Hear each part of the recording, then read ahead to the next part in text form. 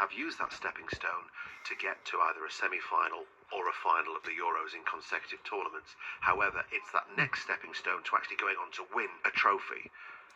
So I thought, in some respects, Thomas Tuchel needed to, there needs to be a little bit more respect shown to the players before Gareth Southgate, because they have now, it's all England are missing now, is that final piece of the jigsaw. That's what's missing. That's why Thomas Tuchel has been brought in. But as you say, you've been speaking to him, so let's hear from him. Thomas, today is the first day of astronomical spring. So there are new beginnings all over the place. Have you felt the spring in your step again this week? Now that you mention it, I feel it. I feel it everywhere. Oh no, it was a very good week so far. Very good start. I feel very alive to be back with the team and back with players on the pitch. And the players were amazing as a group and in level of quality of the training. So hopefully we can transport it tomorrow to Wembley.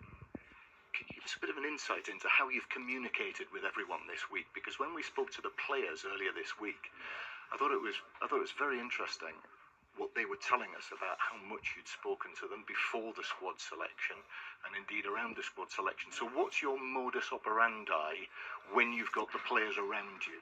When I have them around me, well, you know, it's easier than in club football because they stay the whole day.